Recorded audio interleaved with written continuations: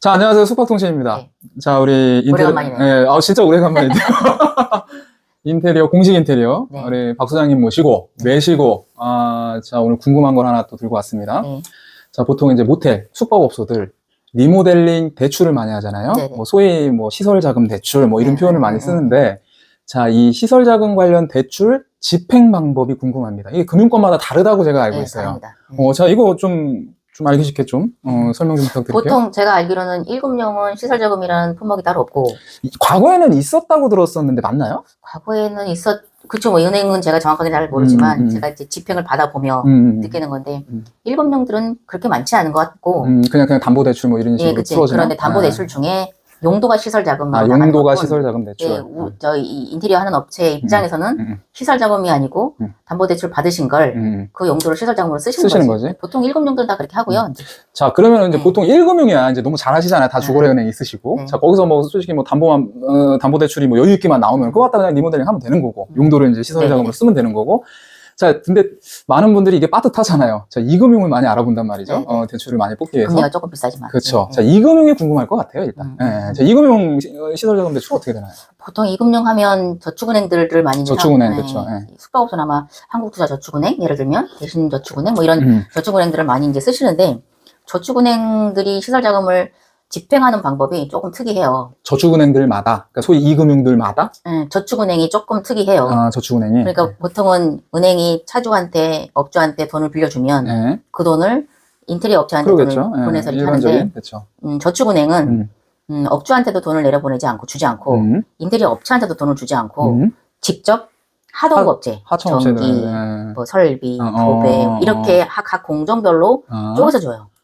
모든 저축은행이요? 아니면은 대표적인 뭐 한투 같은 경우가? 대표적인 한투가 그런데 아마 다른 저축은행들도 한투하고 비슷한 방식으로 내려보낼 거예요. 그러면은 바로 이제 이제 차주한테도 안 주고 리모델링 업체한테도 안 주고 하도 업체들한테 다이렉트로. 자, 그러면은 자, 한투를 좀 많이 봤잖아요. 숙박업 쪽에서는. 자, 한투 저축은행 좀 예를 들어서 자, 어떤 식으로 집행이 됩니까? 그러니까 이유는 그런 이유 같아요. 차주한테 돈을 주면 이거 인테리어 안 쓰고 다른 데 쓸까봐. 그리고 인테리어 차주가 또 인테리어 업체한테 주면 인테리어 업체가 하도급 업체한테 안 주고, 돈 안 주고 그렇죠. 또 엉뚱한 데 쓸까봐. 그렇죠. 그런 걸 다 미연에 방지하고자 은행에서 지급 하도급 업체한테 바로 내려보내주는 거예요. 그래서 아주 서류가 복잡하죠. 인테리어 업체나 차주 입장에서는. 그러나 대표적으로 어떤 서류들이 필요한가요? 제가 인테리어 업체가 차주한테 줘야 되는 이제 뭐 서류들은 도급계약서, 뭐 실행내역서 이런 것도 이제 공정표 이런 것도 가지만 2주간 포기갔어. 책임준공에 대한 것도 서류도 들어가고 인테리어 업체의 3년치 재무제표도 그럼 신용까지 다 보는구나. 그렇지. 거기에 뭐 국세 완납, 지방세 완납 뭐 거의 내가 대출을 받나? 그 정도로 생각할 정도로 그만큼 책임감을 부여하기 위해서 그런 것도 있고 그것도 못 믿어서 그것도 못 믿어서 하청한테 주는 거죠. 하도한테 다이렉트로.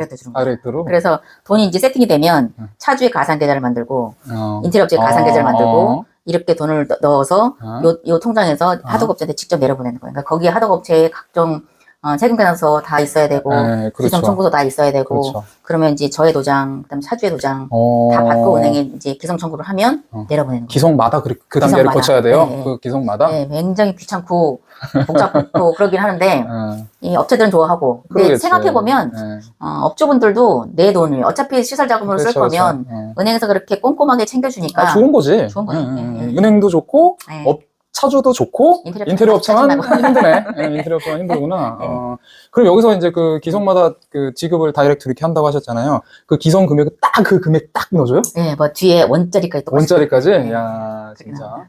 보통 그러면은 여기서 조금 더 이제 확장 질문을 하면은 그 기성 그 단계가 보통 몇 단계 정도 나요? 한번 리모델링을 풀 리모델링 기준으로. 보통 제가 예전에도 동영상을 찍었지만 그치. 인테리어 업체하고는 10단계로 나누어서 10%씩 쪼개서 주시라.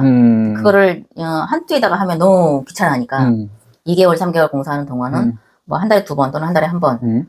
그렇게 꼭 신축 시행하듯이 그렇게 한 달에 한 번씩을 원하는데 한 달에 한 번씩이면 인테리어 업자가 30%씩 40%씩 너무 목돈이 나가니까 한 달에 2번 정도? 그렇게 해서 한 4-5번. 4-5번 정도 그렇게 쪼개는 것 같아요. 그 정도로. 그건 뭐 정해진 건 아니고, 그거는 서로 협의하기 나름인데, 보통은 그렇게 은행에서 요구를 합니다. 그 은행에서는 그 딱 요구한 그런 기성별 그런 견적을 단계별로 이렇게 넣어주고, 딱 그걸 다 넣어주면 그게 대출인 거예요? 딱? 그렇죠. 똑 떨어지는 거예요? 뭐 네. 추가로 더 받고 싶어도 못 받는 거예요? 아니, 몰래 비상금 같은 거? 못 그런 받는 건 거네? 없고 이미 정해져 있으니까. 아, 공사 금액 금액이 자체가. 업주하고 인테리어 업자하고 계약한 그거에 정확하게 쪼개서 간다? 그게 그걸 나눠주는 거예요. 이거 변경이 그럼 중간에 안 되겠네? 왜 만약에 추가가 업주 간에 그러니까 뭐 추가가 예를 들면 생겨서 추가가 생길 수 있잖아. 그거는 은행에서 시설 자금이 정해져 있는 금액이 있으니까 그 외에 추가 비용은 알아서 하셔야지 주분이사님. 은행은 정해진 것만 내려보낸다. 정해진 것만 딱 내려보낸다. 오히려 초반에 그런 견적 설정이나 그런 기성 단계별 견적성 설정 자체를 굉장히 꼼꼼하게 해야 되네. 네, 그렇죠. 이 변경이 허용이 안 되네. 그렇죠. 오히려 좋은 것 같은데? 업주 입장에서는 좋은 거예요. 업주 입장도 좋고 뭐 하도 입장도 좋고 인테리어 업체만 조금 이제 꼼꼼하게 해야 되는. 네, 꼼꼼하게 진짜 꼼꼼하게 챙겨야 되는구나. 막말로 계산을 한 견적이 약간 손해가 났어. 손실이 날 수도 있잖아요. 뭐 상황에 따라서 감수해야 되네. 아니 감수할 때 아니 그거는 이제 은행하고 상관없이 은행은 정해진 금액이 내려보내는 그럼 차주한테 좀 얘기를 해서 협의를 봐가지고 은행하고 상관없이 별도 지급을 해주거나 그러네. 그런 거죠. 그러니까 그 공사하는 내용 안에 그 별도 지급이 되든 끝나고 별도 지급이 되든 그건 이제 둘이 풀어야 이제 차주랑 풀어야 되는 부분이고. 그리고 이제 유치권 포기약서라고 하는 걸 보통 공사 끝나거나 중간에 이제 분쟁이 생길까봐 그러기 위해서 그걸 방지하기 위해서 미리 받잖아요. 그렇죠. 업주한테 직접 이제 인테리어 업자한테 받으니까 은행 입장에서는 이제 이 은행에 돈을 사실 안전하게 보호하기 위한 채권 보호죠. 그렇죠. 그런 게 이 업주 입장에서도 인테리어 업체하고 처음에 시작할 때부터 유치권 포기해서 내놓으세요 이러기가 쉽지 않아요. 근데 이제 은행에서 요구를 하니까 그렇지. 아니 명분도 좋고 그러니까 업주 입장에서 좋은 겁니다. 그렇게 저축은행은 시설 자금을 내려보내는 기성별 내려보내는 방식이 큰 신축하는 시행 방식이 그래요. 그렇게 리모델링도 그렇게 풀더라고요. 그러면은 오히려 그 건축주 입장에서는 이런 만약에 한투 자금이나 이런데 이 금융 중에서 이제 한투 자금을 받게 되면은 오히려 시공사도 되게 안정적인 회사 아까 뭐 신용평가 다 는다고 하셨잖아요. 예, 오히려 안정적인 회사를 컨택할 수 있고 그렇죠. 그러네. 금리가 조금 비싸서 그렇지. 아니 최근 뭐 많이 하시잖아요. 최근 뭐 한투를 예를 들어볼게요. 한투 금리 뭐 신용마다 다르겠지만 대략 어떻게 돼요? 대략 러프하게? 그래서 예전에는 한 5%도 이거 비싸다 이랬는데 2% 3%일 때 뭐 5% 요즘 싸는 거지. 지금은 기본이 6%, 7%. 이금융이 한 뭐 4%대인가 그 정도 1금융이 이제 한 4%니까. 그러지 않나? 그러면 한투가 한 7%? 7% 정도? 안팎 될 거예요. 그럼 한투 같은 경우 이거 그냥 궁금증인데 1금융을 받고 나머지 여분을 한투가 들어오기도 해요? 그렇게는 안 하죠. 금융권에서 그냥 다 하든가 말든가. 그렇죠? 차순위로는 은행들마다 쓰진 않죠. 그렇죠. 그러면 일단은 어떤 모텔 인테리어 대출로 어떤 시설 자금 충당이나 인테리어를 이제 계획을 하시는 분들 일단 1순위로 1금융이 되면 최고 좋고. 네. 조금 자금을 더 받고 싶으시거나 그러면 이제 2금융 중에서 뭐 대표적으로 이제 한투 같은 데를 하기도 하고 저축은행 보통 하실 때 다른 저축은행을 뭐 하기도 하는데 아까 제가 말씀 들어보니까 이제 뭐 한투나 이런 저축은행 말고 어떤 뭐 단위농협이나 그런데 이금융이랑 볼수 있죠. 그렇죠. 이런 데들도 이런 방식이에요? 똑같이? 이런 방식은 아니에요. 그런 데는 또 달라? 네, 은행들마다 방식이 다 틀린데 시설 자금 내려보내는 방식이 틀린데 뭐 대표적으로 뭐 수협 같은 경우 어때요? 거기는 이런 방식도 있어요.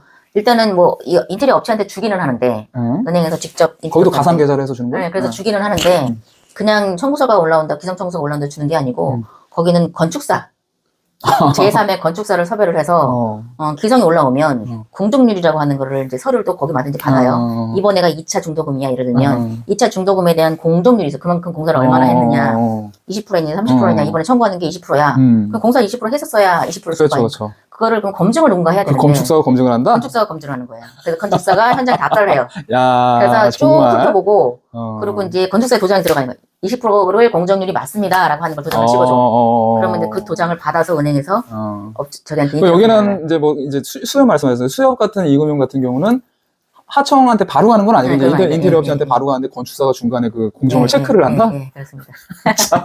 그러니까 은행들마다 채권 보호가 있어요. 은행들이 확실하네 일처리가. 근데 요즘 막 그 금융권에서 그 횡령은 왜 이렇게 잘 터져? 그래서 말입니다. 이런 건 확실하게 정확하게 이렇게 따지면서. 그럼 이금융도 이제 다 차이가 있네요. 다 은행들마다 그 채권 조금씩 차이가 있고. 시설 자금을 보호하는 방법이 좀 차이가 있어요.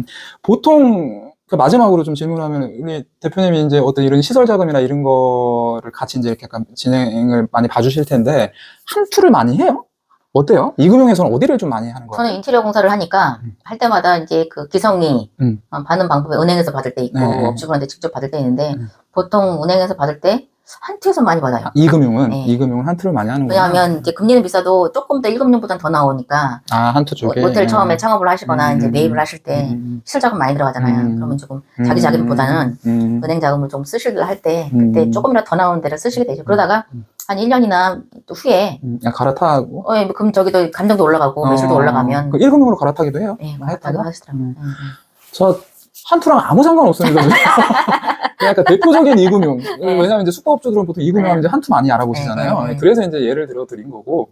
뭐 제일 좋은 거는 그냥 주거래은행 신용 좋은데 거기서 이제 받을 수 있으면 게 제일 좋지. 그렇죠. 금리 제일 낮게. 그렇죠. 자, 뭐 모텔 인테리어 리모델링 할 때 이제 시설 자금 대출 집행 관련해서 좀 한번 들어봤습니다. 네. 몰랐던 사실도 좀 있었어요. 그래도 다들 아시는 줄 알았어요.